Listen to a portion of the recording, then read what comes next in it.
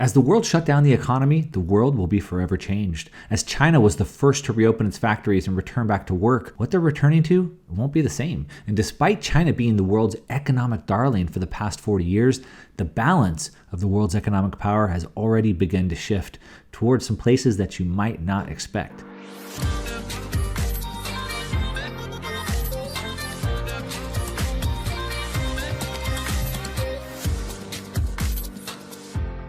This video picks up on where I left off from the last video. I link up to it right here. And the action and events that are happening today have many intended and, like I said last week, unintended consequences. And in fact, we're already starting to see some of these signs. And while the last video was about the money side of it, this video focuses more on the economic power.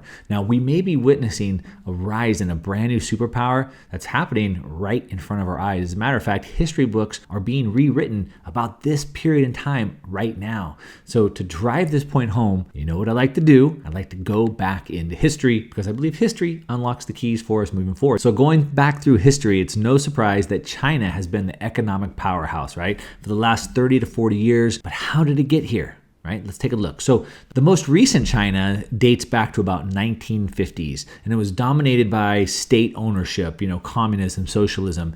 And basically what that means is the entire Chinese economy was owned by the state. So from 1950 to 1973, the Chinese GDP grew about 2.9% a year. Remember that number. So during this communist reign where everything was owned by the state, the economy grew by 2.9%. I put it on par with the rest of the other Asian nations that were in the same time period right around there. But neighboring more capitalist countries like Japan and South Korea were crushing China. And what happened is it put China into a massive stagnation period going into the 70s. And then after the death of Mao, the Communist Party decided to turn to a more market-oriented reforms. They were trying to salvage the economy, kind of bring in more capitalism.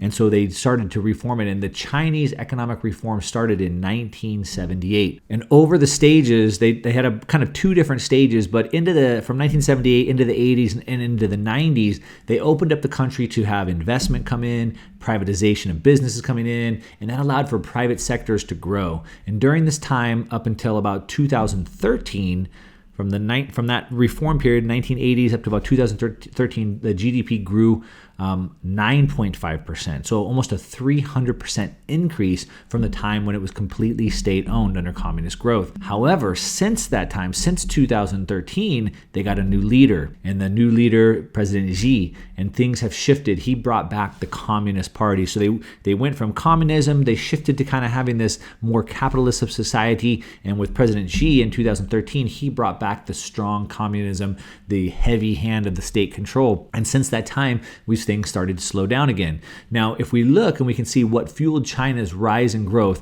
was really because of two different things. The first was they allowed private investment and businesses to come into the country.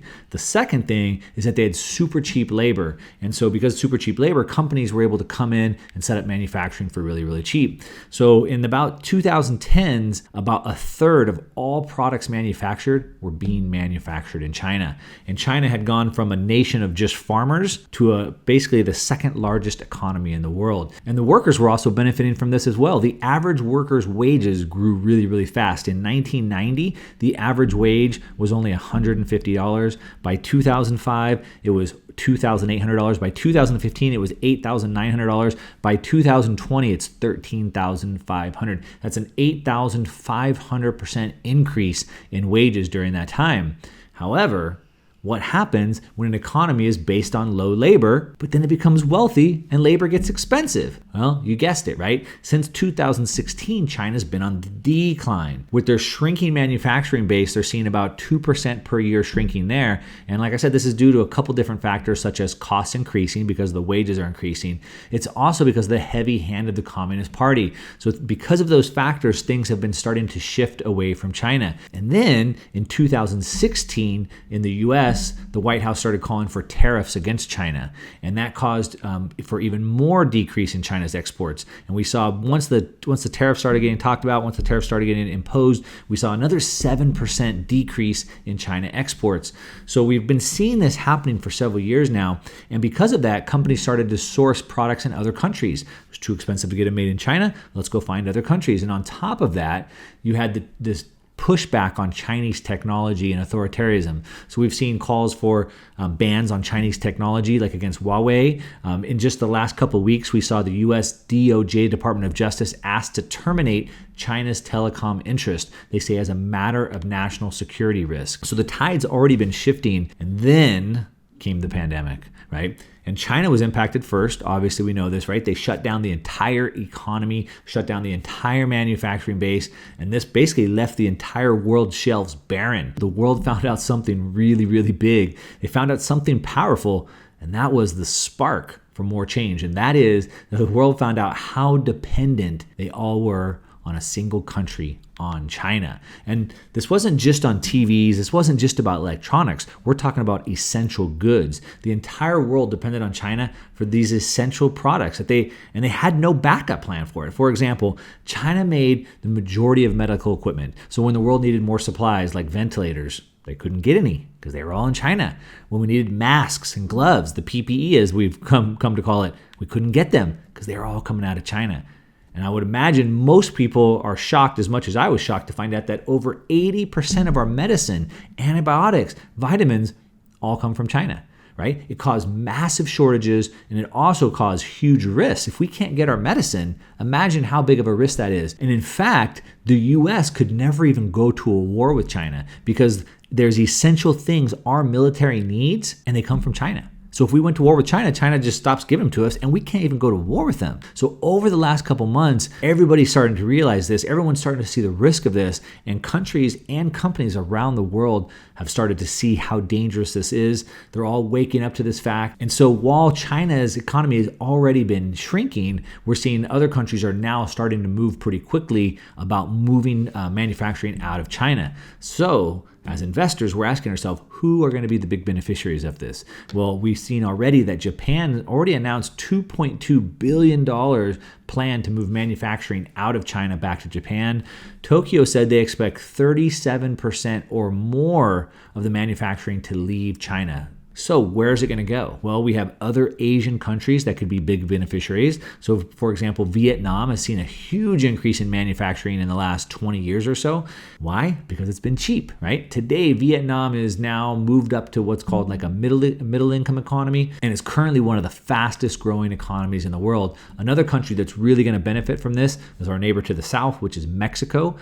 Estimates are about $12 billion to $19 billion in manufacturing are going to redirect over to Mexico in the next couple of years. Already, we've seen 2/3 of large corporations in the U.S. plan to move from China to Mexico. In 2017, exports from Mexico to the U.S. increased 14% to about $320 billion. Now, it's still only a fraction of what's being exported out of China, but you see the trend that's happening. Another country that I think is going to be a big beneficiary of this is India.